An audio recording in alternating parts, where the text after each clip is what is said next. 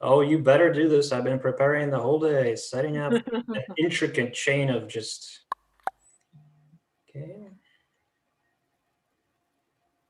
Okay, this is, oh, you better do this. I've been preparing the whole day, setting, okay, it's working.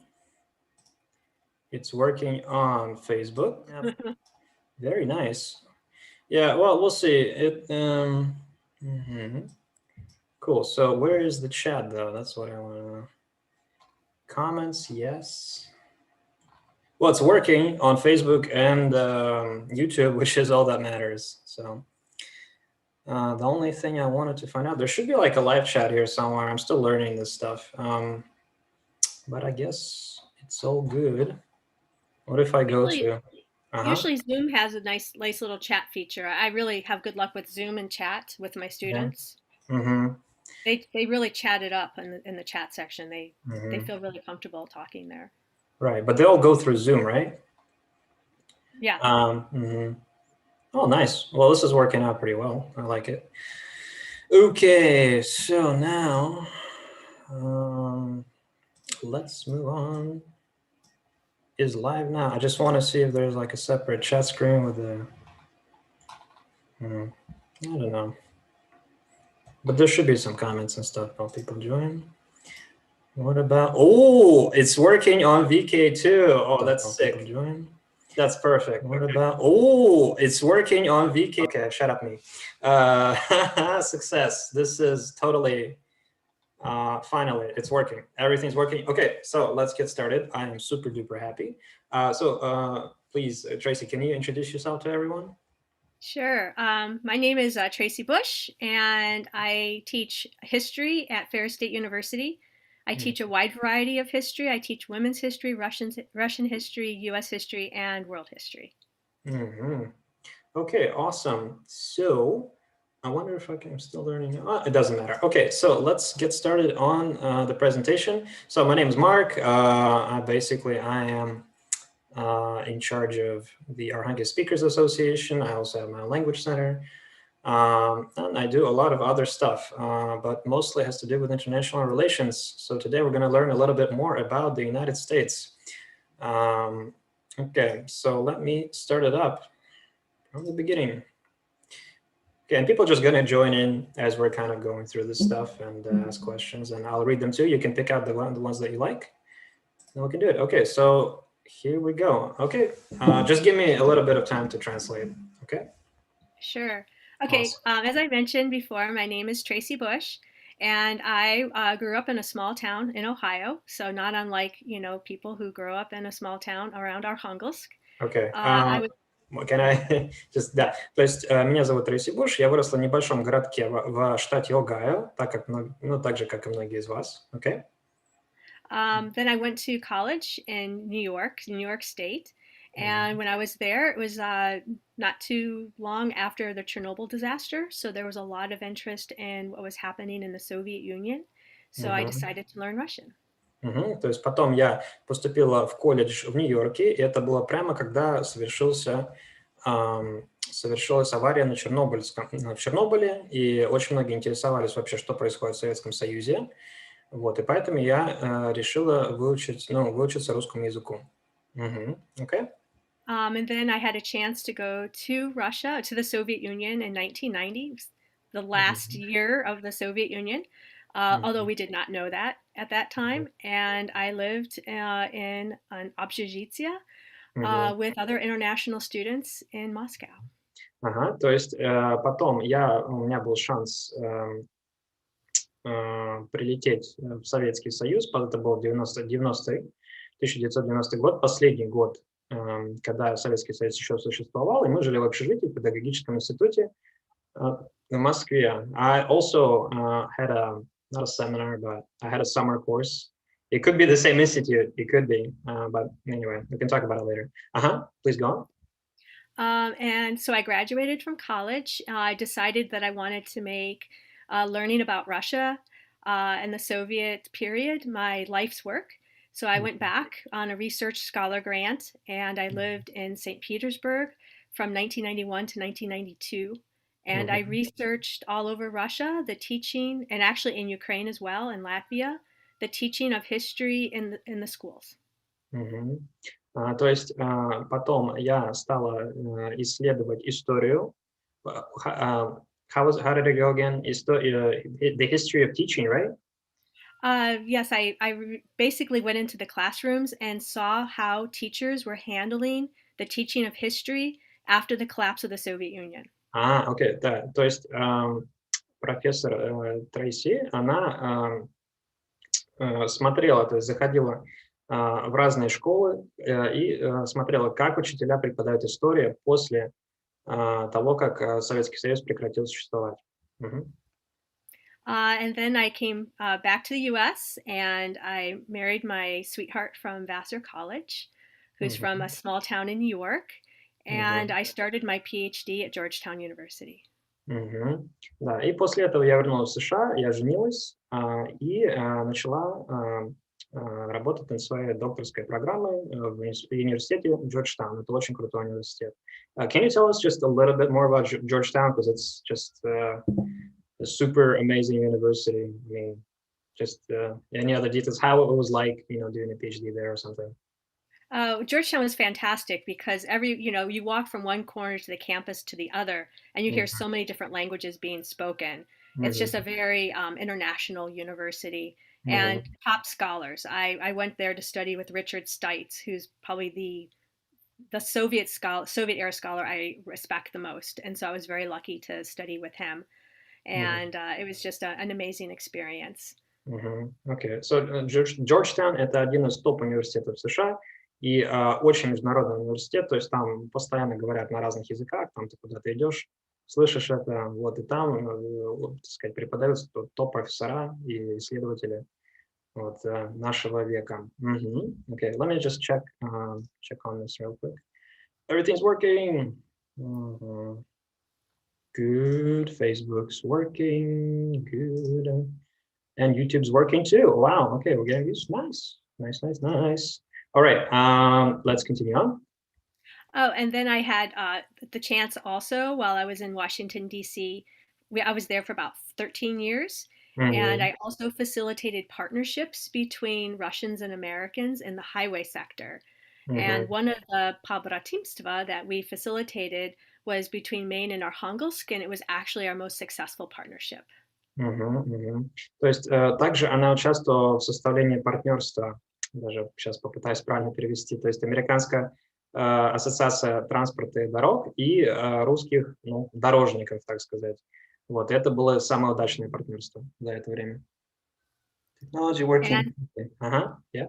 And since 2006, I finished my PhD in 2004. And since 2006, I've been in Michigan Ага. teaching at Ferris State University. Мгм. И с 2006 года я преподаю в Ferris State, в университете, штатском университете Ferris. Yeah, I got it. Okay, my Russian's still good. Okay, very nice. Okay. Should move on to the next slide, right? Yeah. And now I live in a small town in Michigan. So our Mhm. children suffer from small town upbringing, like my husband and I did. So we Mhm. have some chickens and ducks, and we have some land, and so we have a lot of Мгм. fun, kind of Мгм. goofing around on our land. Ага, то есть вот это моя семья, то есть мы живем в маленьком городке, и у нас есть курочки, what do you have, ducks, right? Utki, Utki. Уточки, да, утки, уточки. What else? Do you have any cows or horses or anything like that? No, not yet. Okay, that's something, yeah. Horses are pretty expensive to actually keep and yeah, ну да, то есть это, так сказать, фермерская местность такая, вот, окей. And we Let's. have a real winter, as you can see. Usually the Мгм. temperature is about 20 in the coldest months of the year. So January, February, about 20, Мгм. which is about -6 Minus Celsius. Celsius. Well, that's not too bad. Ага. Yeah, то есть у нас есть настоящая зима. Это на севере США, right? That's northern United States, right? I know Yes. my geography. Michigan, right? Michigan is above New York, right? Somewhere up there. Yeah, недалеко от Канады. Uh-huh. Okay, yeah. Uh-huh. Nice. Should I hit the next slide? Oh, yes. All right. Just let me know when. Ага. Да. И, окей, это про последний мой визит в Архангельск в 2013 году. Мгм. Tell us So more. I came and I researched several of the archives, and I saw some people that I used to work with back in the 1990s in the road sector as well. Мгм. So yeah, these are just some nice pictures of Мгм. my traveling around in my research. Ага. Да, то есть это вот фотография с того времени, которое я провела в Архангельске последний раз в 2013 году. Ага. What about the research? What did you work on? Oh, well, my research is similar to my work. Nobody really has written the history of Russia's roads from the Мгм. social, cultural, history of technology perspective. So Мгм. I'm focusing on the road building in the interwar period, so from the Civil War up through World War II. Мгм. Да, то есть я фокусируюсь на исследовании дорог в культурном контексте, то есть никто этим не занимался, кроме меня до сих пор, то есть особенно в строительстве дорог в России в военный период. Ага, Okay. okay, yeah. Next slide. Yes. Next Okay, slide, please. let me know, because, okay, good. Okay, so today I'm going to talk about something that is of interest to me because it shows connections that most people don't know about between the United States and Russia. So, a way that our countries are connected that very few people know about, which is Мгм. International Women's Day. Мгм. Да, то есть сегодня мы поговорим о американских, ну, так сказать, откуда взялся Международный день женщин и его американские корни. Ага, окей. So, next slide. Oh yeah. Okay, I got this. Mhm. All Okay, right. so some background for those of you who may not know, but the American suffrage movement, and suffrage means the right to vote. It doesn't Mhm, mean suffering like my students think. mhm. So the American suffrage movement began officially in New York, so Seneca Mhm, Falls, New York, in 1848. And here you mhm, can see some of the women, and actually men were involved too, who mhm, were involved in this very important meeting. мгм, мгм. Right. То есть здесь начинается движение за свободу прав женщин в Seneca Falls в Нью-Йорке в 1848 году. That's upstate, isn't it? Sounds kind It of is upstate, upstate-ish. indeed. Yeah, not Okay. far from Rochester. Oh, okay, I know Rochester, yeah, I've been through it. Ага, то есть недалеко от городка под названием Рочестер. Я сам тоже вырос в Нью-Йорке, в сельской местности, недалеко от вот этих городов. Ага, и, пожалуйста, тем, кто смотрит, пока подумайте, напишите в комментариях какие-нибудь вопросы, то, что вас интересует про жизнь в США, и обязательно мы их обсудим. Мгм. Next slide. Мгм. Okay, yeah, so let's continue. Next slide.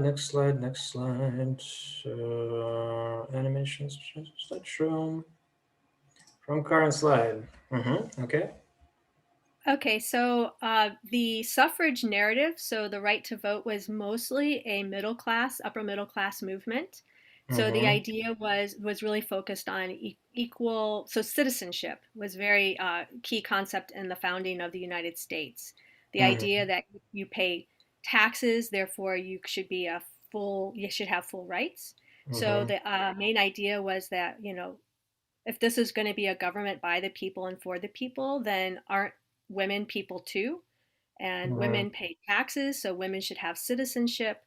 So Mm-hmm. you're thinking about women who have property, women who can pay taxes, and so they tended to be the ones that were the most outspoken about their rights. And so there's a lot of appeal to like the founding ideals of our country, of Mm-hmm. of equality based upon basically equal rights for all.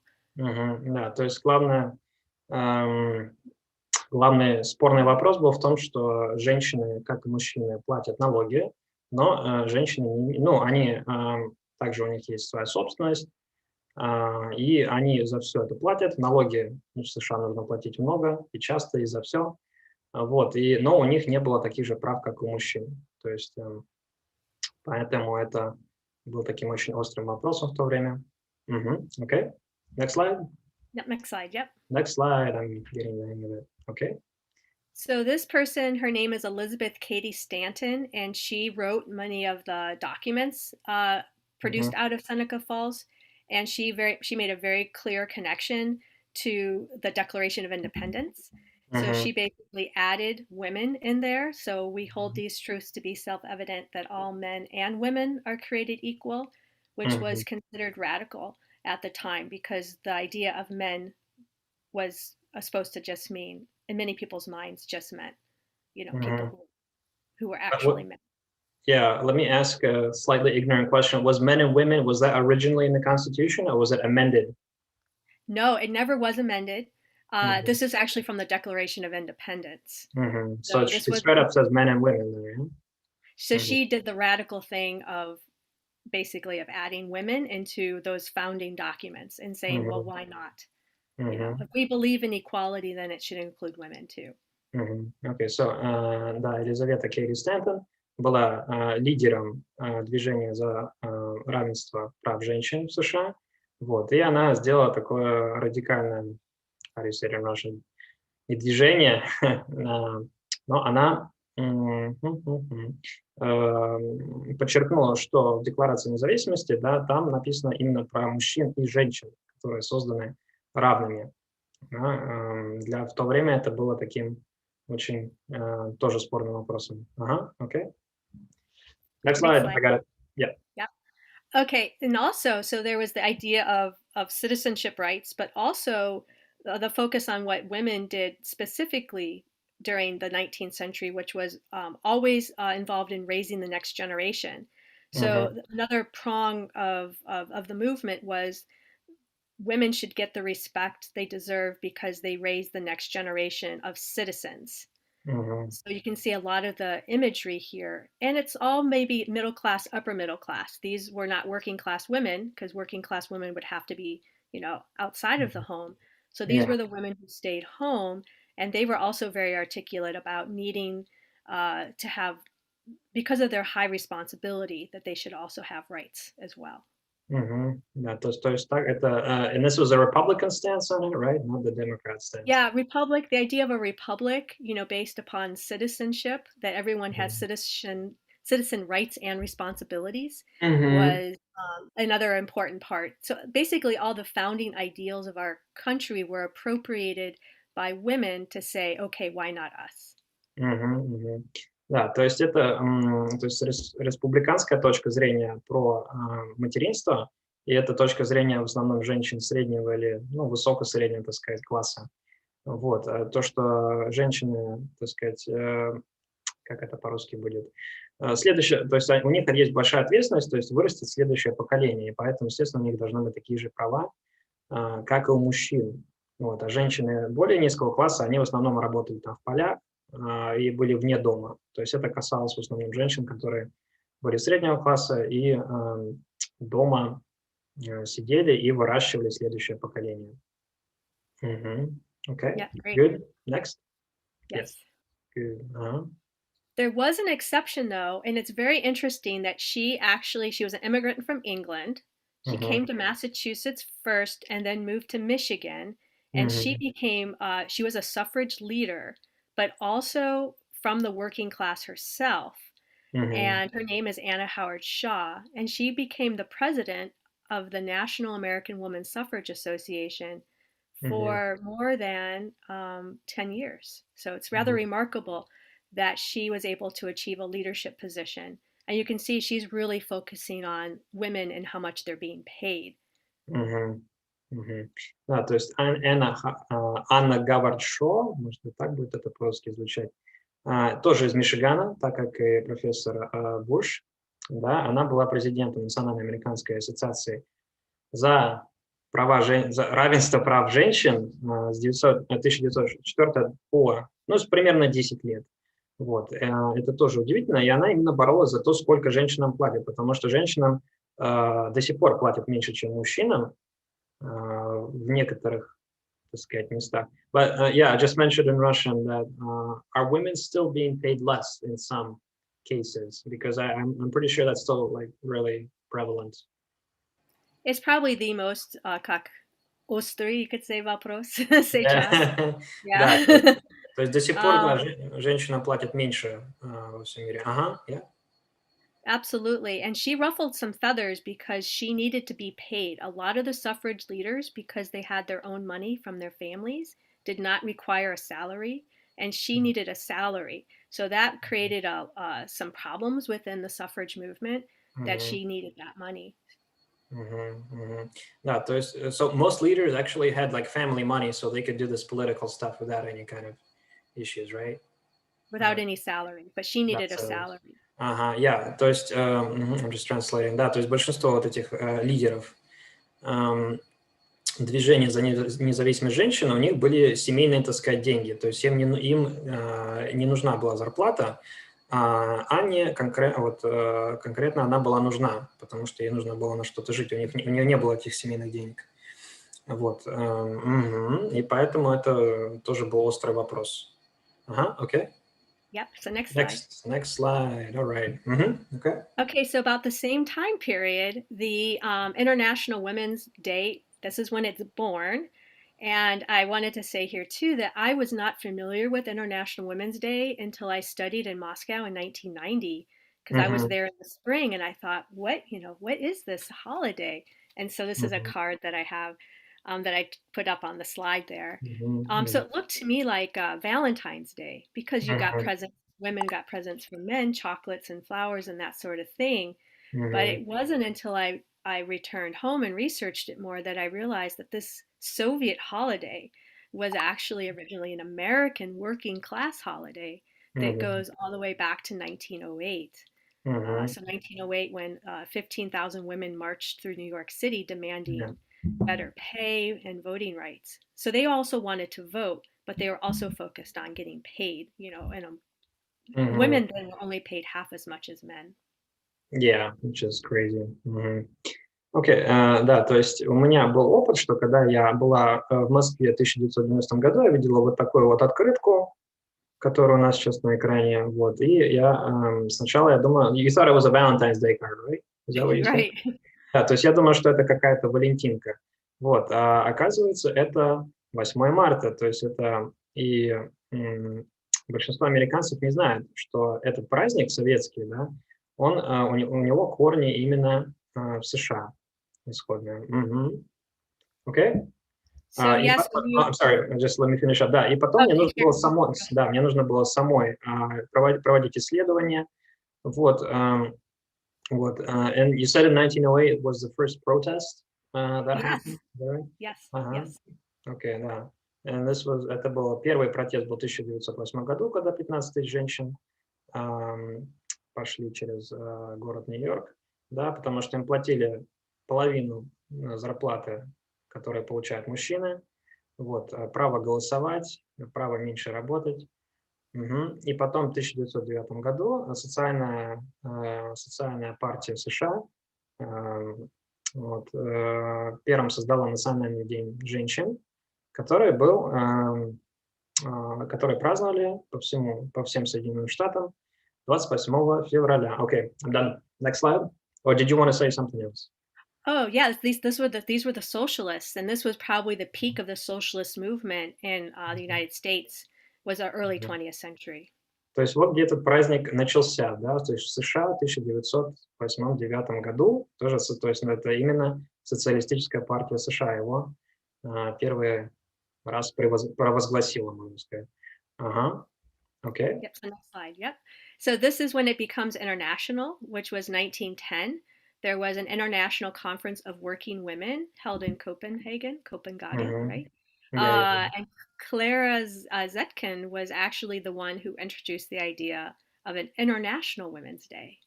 So this Мгм. is the beginning of the international part of it.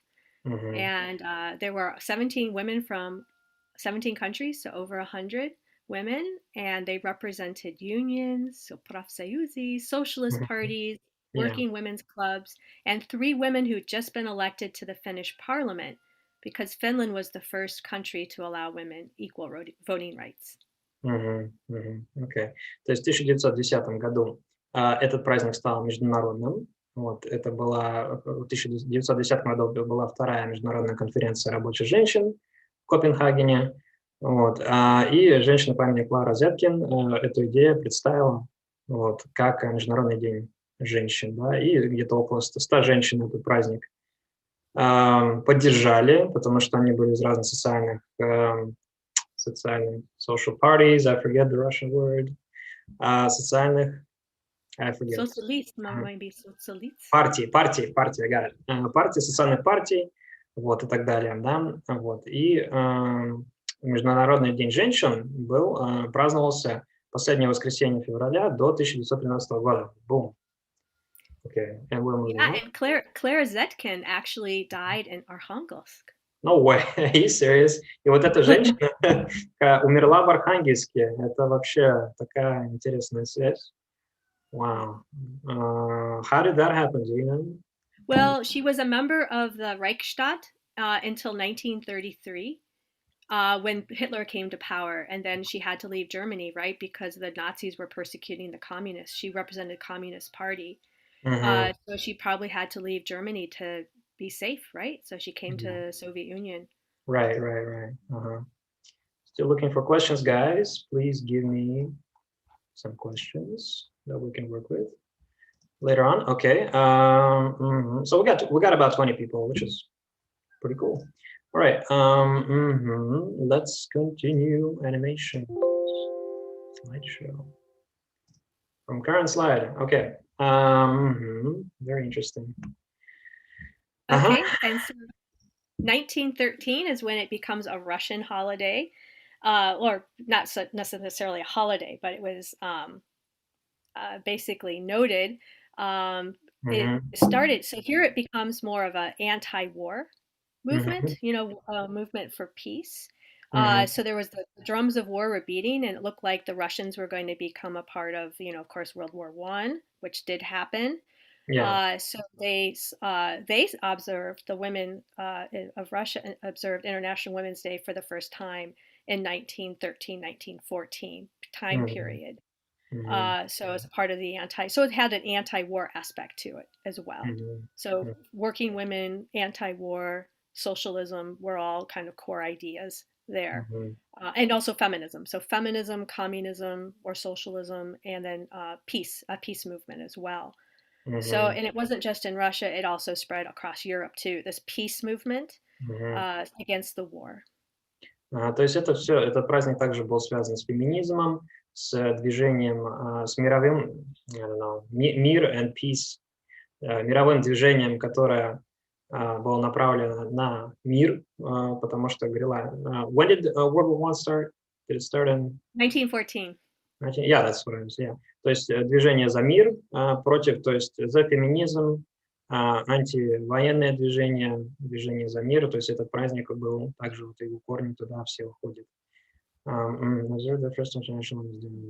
Да. И перед войной русские женщины первый раз отпраздновали Международный день женщин 23 февраля. Это было последнее воскресенье февраля. Вот. И потом по всей Европе также это движение пошло. То есть против войны, за феминизм и права женщин. Excellent. Next slide. Very good. Okay, and this is probably very well-known history to most people who are in this webinar, which is, and I love to teach this history in my classes because very few people know, my students know, that basically the February Revolution was women-led.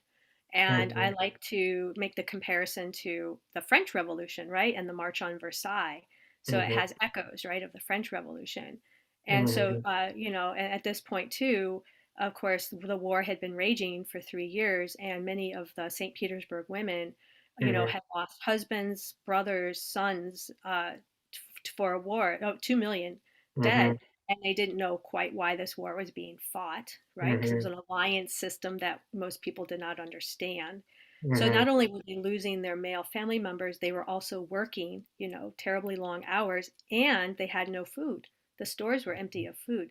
So they, they wanted food and they wanted peace, a bread and peace rally. So that led, again, this is going to be very familiar history, but that led to the abdication of Nicholas and the foundation of the provisional government, which did grant women the right to vote in 1917. Да, то есть февральская революция тоже ее, как это сказать. Ну, женщины тоже активно участвовали в этой революции, потому что у них они не понимали, почему умирают их мужья, их сыновья, еды нету, работают очень, очень долго, вот, и в итоге и даже и еды нету. Вот, то есть, естественно, нужно было что-то изменить, да, вот, и потом государство, после того, как Николас II отошел от трона, новое государство дало им право голосовать. Ага. Окей. And then with the transition from the Julian to Gregorian calendar, February 23rd became March 8th. So that's why it's now celebrated on March 8th. Мгм. Да, и потом, теперь, сейчас мы празднуем этот праздник 8 марта, а не 23 февраля, потому что был переход от Джулианского на Григорианский календарь. И поэтому завтра у нас будет праздноваться в России этот праздник. Is it March 8th already in the US? Or is that No, we're behind you by 8 hours. So. Yeah, 8 hours behind, right? Okay, so we're still waiting for March 8th tomorrow. Uh-huh. Okay. So yeah, this new holiday that was, born in 1917 in Russia is not celebrated. Now we celebrate it in the United States, and we have International Women's Day. We have a lot of events around it, and also March is Women's History Month in the United States as well. So it's now acceptable, during all those years of the Cold War, we wouldn't want to celebrate something that's associated with, communism or Soviet history. But now it's truly become international. It seems to, regardless of ideology, it's a respected holiday.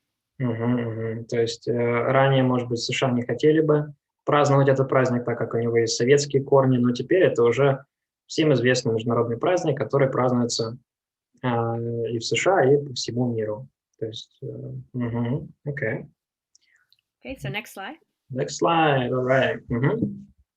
So American women, three years later, will gain the right to vote with the 19th Amendment. So you can compare that with, March for Russian women. And then right away, though, the American women realize that the right to vote is not enough, that they need full citizenship rights. They need full guaranteed equality. And this happens for Russian women after the Bolshevik Revolution in 1917. It doesn't happen it's still not true for American women. We do not have an Equal Rights Amendment to our Constitution yet. Да, то есть американские женщины получили равенство в 1920 году, русские женщины в 1917 году. Вот. И битва за полное права, полное равенство началась в 1923 году, потому что американские женщины, you said they still don't have the same rights as men in the US, right? Not constitution. You could argue we do through various legislative actions, but in the Constitution, that's not yet guaranteed. Да, то есть в Конституции США нет гарантии, что до сих пор, что у женщин есть такие же права, как у мужчин. That's actually news to me. I didn't know that. So I'm learning a lot. I mean, every webinar we have, I learned so much. It's awesome. I love it. So this picture here is of Alice Paul, and she was very instrumental in getting the 19th Amendment passed. And she's the one who started the movement for an Equal Rights Amendment already just 3 years later. So 1923, she starts that initiative. Да, и Алис Пол начала это движение за полное равенство женщин в 23 году, и она до сих пор происходит. Is there somebody, that's kind of still keeping this equal rights battle going currently? How is that progressing? You will see when we get to the end of the presentation that there's been a lot of movement recently in this regard. Yeah, okay. But Russian women have total, complete equal rights on paper, right? On paper, right? On paper. Yeah, so, то есть русские женщины уже получили эти права в 1917 году, а в США до сих пор нет, там идет это неравенство, просто, на бумаге, так сказать, по Конституции. Very interesting. Okay. So this was Alice Paul's initiative, was to get this into, this is the language that she wanted in the Constitution. Yeah. And she tried every year to get this into on the floor of Congress. And each year it fails. This idea of equality, legal equality. Mhm. Why? This is interesting. The Democratic Party, so this is when we have already our two-party system, Democrats and Yeah. Republicans. That's the names we still have today. The Democratic Party tended to represent more the working class women, and they were worried that women, working class women, would lose their protections Mhm. if there was constitutionally gained. So that's part of the reason why it didn't happen in the United States, was because the working women themselves were worried about losing their protections in the factories. Mhm. So Uh-huh. So could you here's loss of protections. What do they mean by protections? I'm trying to. like less like heavy lifting, Mhm. uh, right? So things that were physically, could be damaging to them. I Environment, see. I see. Uh-huh. yeah. Oh, okay. Irina's here. Hi. Can you hear me? Yes. Oh, отлично. Okay, now it's a. Здравствуйте, Марк. No. It's fine. Irina, could you introduce yourself to Dr. Bush? So Wait a second, please. sure. Okay. I don't know. Can I see? Do you stop video now? Okay. Hi, Irina. Okay. I wonder if Let me see. How many people are in here?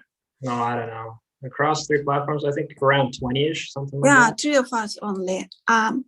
Class. Hello, everyone. Tracy, I'm Irina Chernushkina. I'm speaker coordinator program at the U.S. Embassy. Oh my God. Here I am. So I'm glad to join you. Is it at what time is the lecture starts? About 37 minutes ago, something like that. 37 minutes ago? Oh, I see. So I'm sorry. No, it's okay. It's fine. Kim might be joining us. I don't know. Maybe she's just watching on YouTube or something. Doesn't matter. Okay, Tracy, shall we continue? Oh, sure. Just one last thing to emphasize from this slide. Alice Paul named it after Lucretia Mott, who was one of the original suffrage leaders back to 1848. So she hearkened back to the movement. So the suffrage movement she saw as paving the ground for the equal rights movement. So she named it after one of the leaders. So I think that's interesting.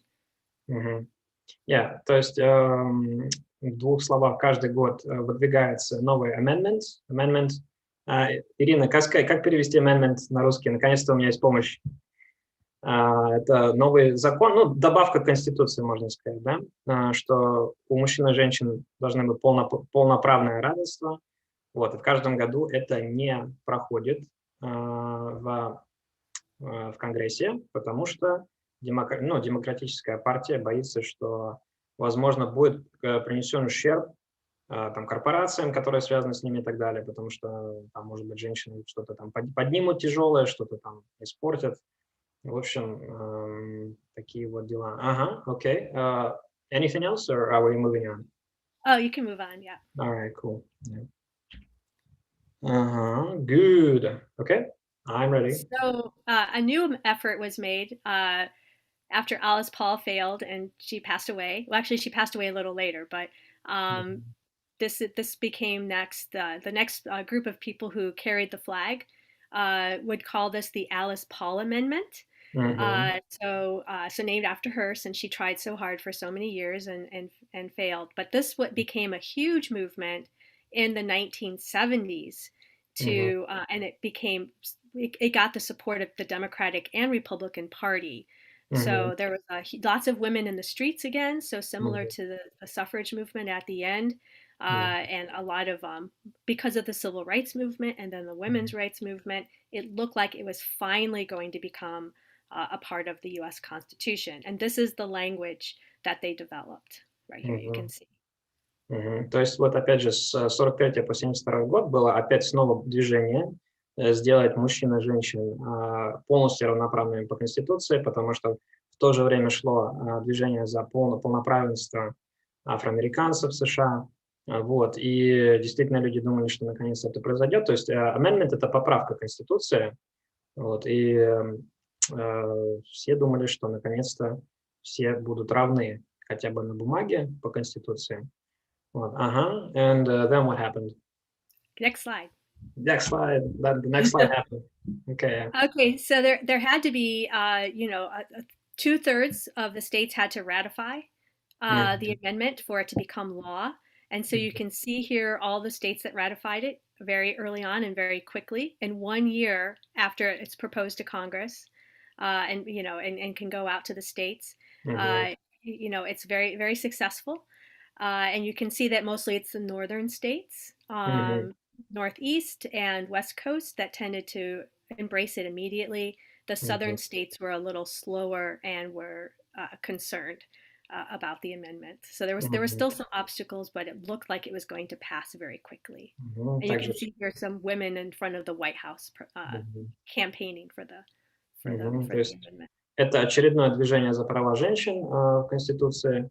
Так сказать, 22 штата согласились включить это в Конституцию, эту поправку, вот, о правах женщин. На юге было чуть больше сопротивления, но в целом все шло к тому, что женщин сделать такими же равноправными, как и мужчины в США. Next slide. Yes. Next slide. So why did it slow down? There was a huge campaign called Stop ERA. So ERA is Equal Rights Amendment. And there was concerns, not unlike early on, that women would lose, their housewife benefits if they got gainful equality. That they would have to. One of the big things was that they would have to serve in the military and could be shot at and killed, and that was very disturbing to many people back in the 70s. So the problem was that women were they didn't want to serve in the military, or did they want to? There was a small group of women that engaged in fear mongering and said that anybody who wants to have equality is like a lesbian or a communist. So it's un-American. So this Equal Rights Amendment is un-American, and it makes women less, true women, and it makes them dangerous to society. And they were the minority, always the minority, but they were very loud, and they became powerful because they ended Republican Party support for equal rights. Да, то есть в то время также была небольшая секция женщин, которая была против этого движения сделать женщин равными мужчинам, потому что это как бы было не по-американски, да, они говорили, что это коммунисты и так далее. То есть потому что если бы женщины и мужчины были равны по Конституции, им бы также пришлось бы служить в военных силах США, то есть возможно, что они бы стреляли, бы убили и так далее. То есть это все, то есть пытались испугать, так сказать, это движение за равноправенство женщин в то время. Okay. The next slide, yeah. Yes. And I think it's interesting to compare the propaganda against women who wanted the right to vote, because there was also a campaign to keep women from gaining the right to vote, also the right, for equal rights. And so the idea that a real woman, knows her place, and it's at home taking care of the kids, and if she wants more, then there's something wrong with her. She's ugly, or you can see here, feminism encourages women to leave their husbands, to kill their children, to practice witchcraft, to destroy capitalism, lesbians, right? So the idea is you're not a real woman if you want equal rights. So real women do not want equal rights. That was a message that was sent out to people in the 19th century and the 20th century. Seems legit. Okay. So we're comparing this to the propaganda from what time? Kind of just 19th anti-suffrage. So the groups of women and men who thought that women should not have the right to vote were very similar in their propaganda. So from a historical perspective, it's interesting to compare. The propaganda of resistance to both movements was very similar. Yeah, yeah, okay, I got it. Да, то есть как бы вот эти разные две эры, то есть вот the second era is from like 43, right, you said? 43 to 70 something? Yeah, I would say, well, actually, right in the 70s. I mean, that Мгм. feminism Мгм. encourages women to leave their husbands. That's 1970s, early Да. 80s. То есть пропаганда в 1917 году, например, и в 1970 году была очень похожа, потому что та же самая группа мужчин и женщин, так сказать, пропагандировали то же самое, что настоящие женщины не должны иметь свободу, они должны сидеть дома, как бы, и все. Окей. Okay, and so both parties supported the ERA, from say 1970, even earlier than that, actually, 60s even, there was support for the ERA in the Republican and Democratic Party, but the Democratic Party really gets behind it in the 70s. But it was removed when Reagan was elected. Support for the Equal Rights Amendment was removed from the Republican Party platform. So basically, this was the death knell for the ERA in the 1980s. So basically, going backwards. Да, то есть, is it because of his election? Or Yeah, that was, well, when it's not on the party platforms, basically that's what, okay, if you elect this president, this is what he's going to work for. Мгм. So he said basically this is no longer a priority for the Republican Party. We're Мгм. taking it Мгм. off the platform. Да, то есть после того, как республиканцы убрали вот это движение как приоритет для продвижения в стране, это, так сказать, это движение закончилось из-за того, что республиканцы отказались в дальнейшем его поддерживать. Was it Reagan himself that said this, or just the party consensus? The party consensus, and this was I don't have the year there, but this was 1980. Ага, то есть это в 80-х годах где-то было. То есть в 70-х все это поднималось, и в 80-х было, можно сказать, убито тем фактом, что республиканцы отказались поддерживать движение за равноправенство женщин. Ага, And got it. it became then more of instead of what they say, bipartisan Мгм. effort, it became Democrats support it, Republicans oppose it. So it became kind of a point of contention between the political parties, unfortunately, because it was an effort that both parties wanted, and then one party went back on it. Да, то есть это в то время это стало острым вопросом потому что республиканцы перестали это поддерживать, демократы продолжали это поддерживать, права женщин. Вот, и поэтому, is that still happening? Still happening? Yes, unfortunately, it's still a division. Yeah. Interesting, yeah. Okay, so we still got, how many slides are left? Just I think 2 or 3. Awesome. We No, can no, no, no, zip no, through. no. It's fine. Everything's fine. Okay. 2, 3 slides. It's all good. Yeah. Okay. So let's finish up. Okay, so even to the present day, with my teaching, most of my students think that women and men have guaranteed constitutional equality. But there was Mhm. this moment in 2011 when the Supreme Court justice basically said, if you look at the Constitution, it does Mhm. not it does not require discrimination on the basis of sex, but it also does not prohibit it. So this was a real wake-up call for people. We're like, okay, now Mhm. we need to actually get the ERA ratified. Like, let's go back and finish what we didn't finish back in the 1970s. So it started a whole new movement to finish ratifying the ERA. Мгм. Мгм. Yeah, то есть и потом началось уже третье движение. То есть, so the first movement was around, well, I guess 1848. Then there was another movement in 1917, approximately-ish, 1413. Then there was another movement in the 70s, and now то есть это уже четвертое движение за права женщин. So this is the fourth movement, basically. Потому что, опять же, большинство американцев до сих пор даже сейчас думают, что у мужчин и женщин в США абсолютно такие же права. На самом деле это не так, потому что Конституция не запрещает сексизм и дискриминацию.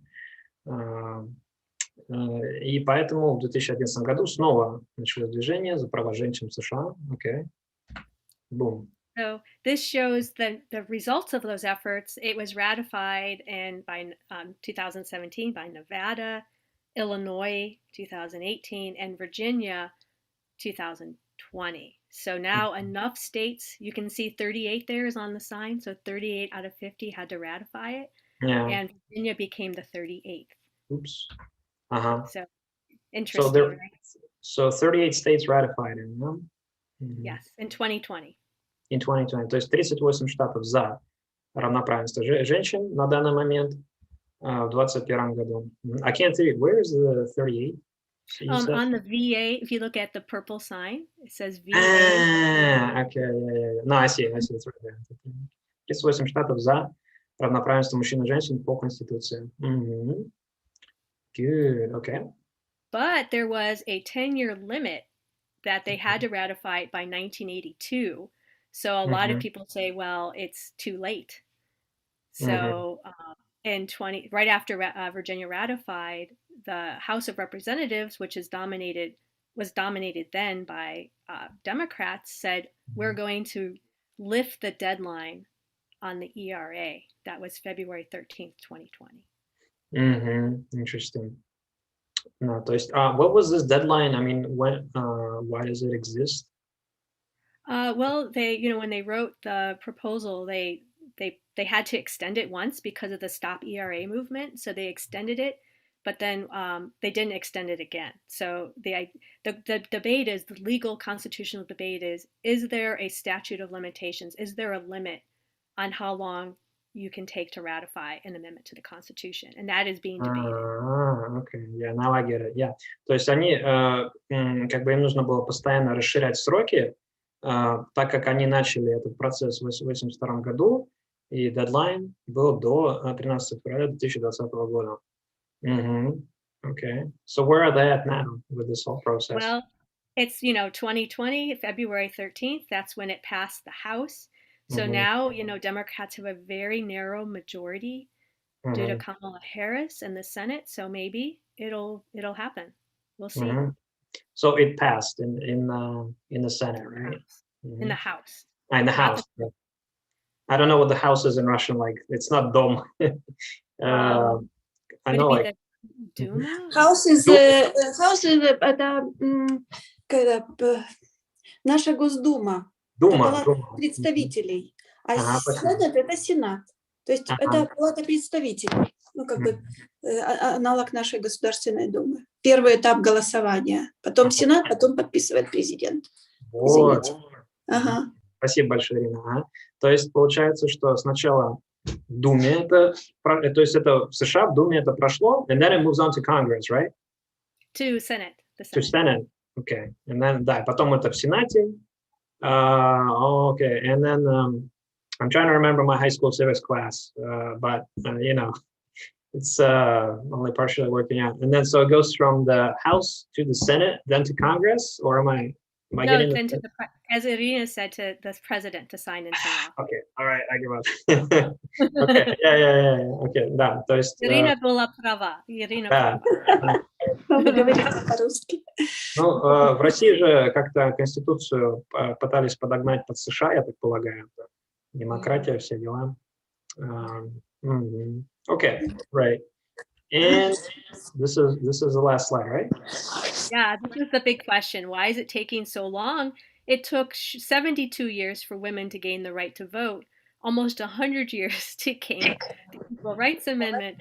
What's going on here? Is it finally going to happen? So open, открытый вопрос. Точно. Да. Точно. То есть до сих пор сейчас уже прошло 98 лет, и получат ли женщины наконец-то права на равенство с мужчинами в США, это до сих пор открытый вопрос. Вот, и будем ждать, смотреть, слушать и так далее.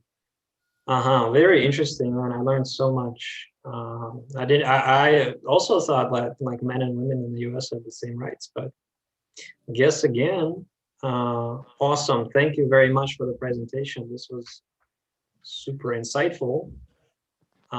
So let's move on to questions.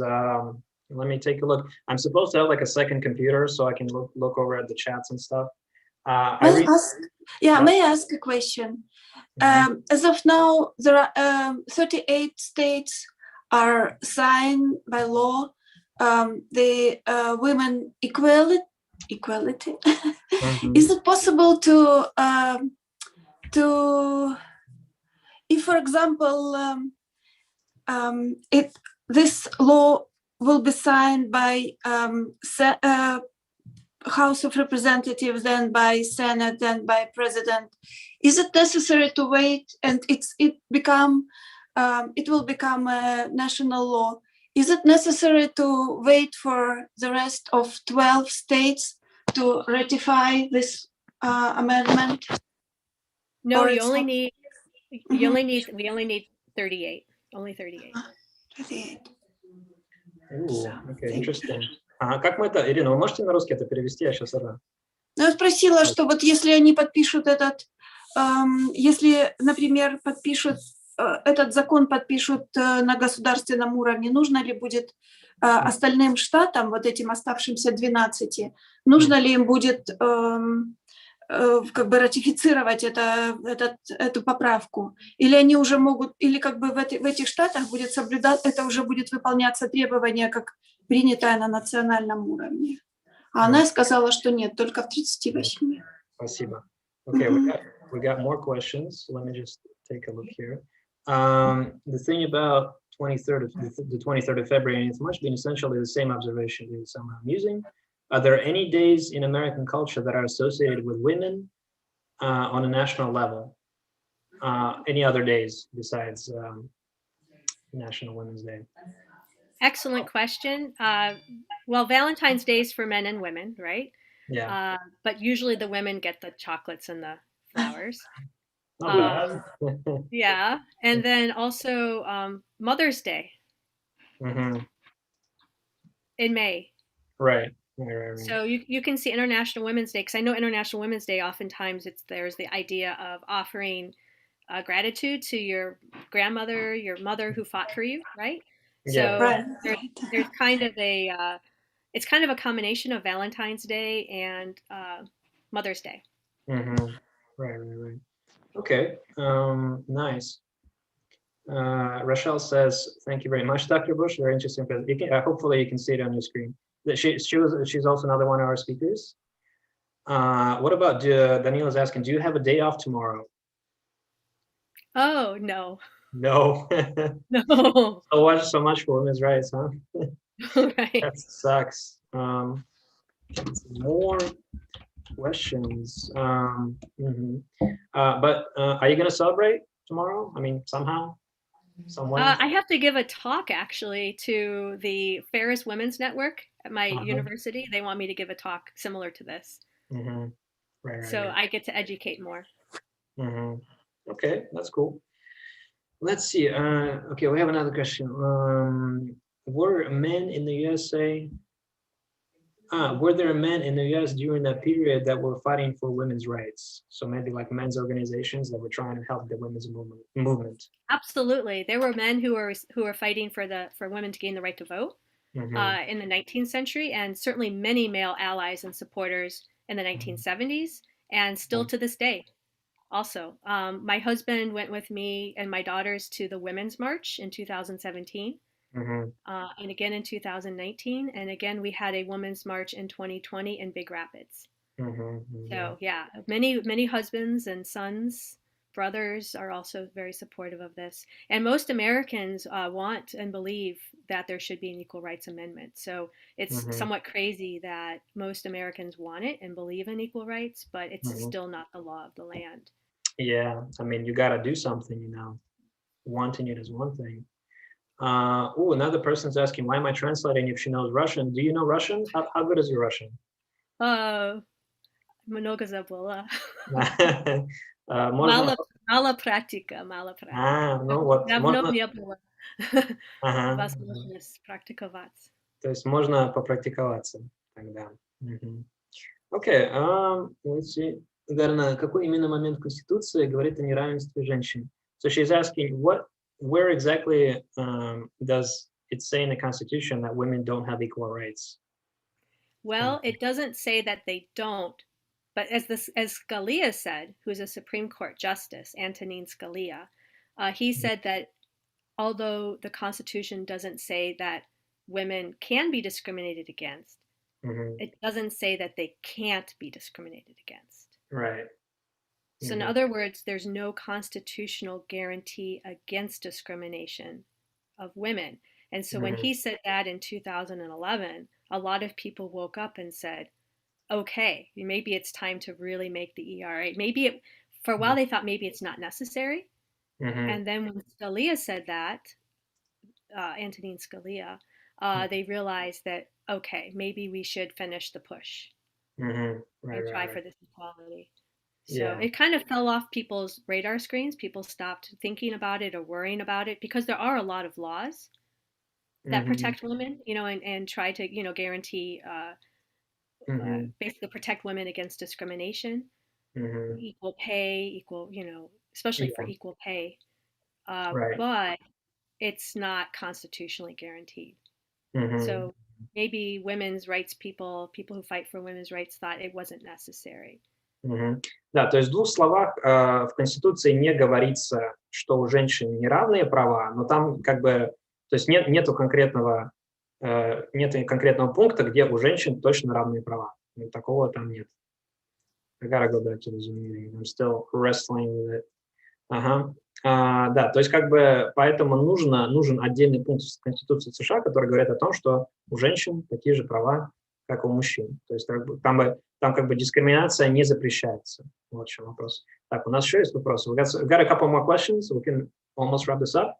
Guys, большое спасибо за вопросы, за участие. Мы это очень-очень ценим. Okay, Светлана is asking, в чем проявляется в настоящее время неравенство между мужчинами? So what is there concrete examples of inequality in the US between men and women right now?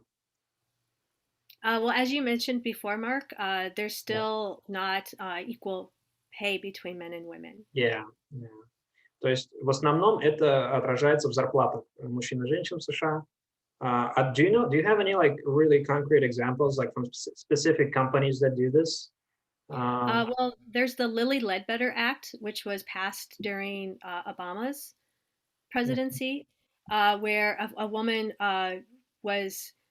she didn't know that she was being paid less than her male counterparts. And because she didn't know for a very long time, they said, well, it's too late. Yeah. But how was she supposed to know that she wasn't being paid if she didn't have access to the pay records? So basically, they were arguing for a statute of limitations. Like you only have so much time to seek redress if you realize you were being paid less. And that Lilly Ledbetter Act said, whenever a woman finds out that she was paid differently from her male colleagues, she can still, go to court and say, hey, this was discrimination against me. And I should receive my back wages for the fact that I was paid unequally. So the woman has to notice first that she's not getting paid as much. Yeah, can this happen in any state? Because there's a lot of it's on a national level, right? Now it is, yeah. So that was an important moment, and that was during the Obama administration.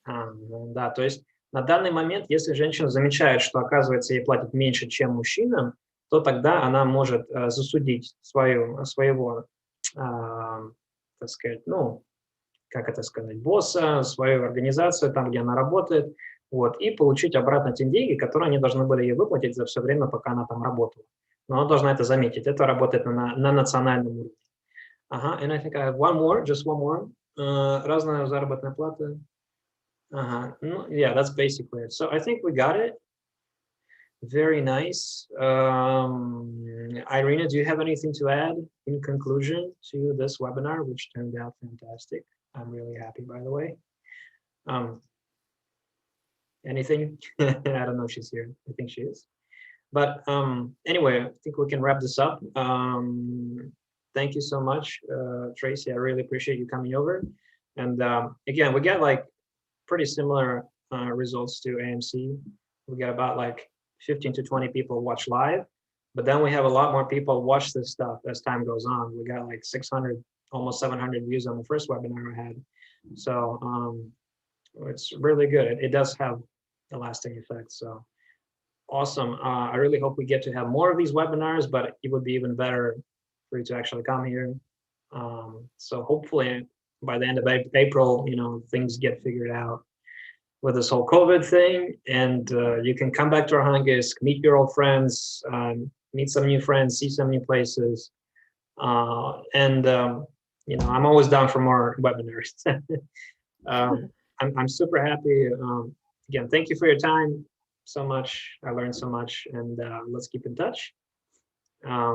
Yeah, I think that just about does it. So yeah, next webinar we'll see, maybe in a month. So we'll see what happens if for some reason things don't, you know, if things in April don't improve, we can continue, come up with more online programming. But I'm pretty sure that we can, we'll see you in Arhangelsk at some point before next September. So that's the plan. Awesome. Thank you, Irina.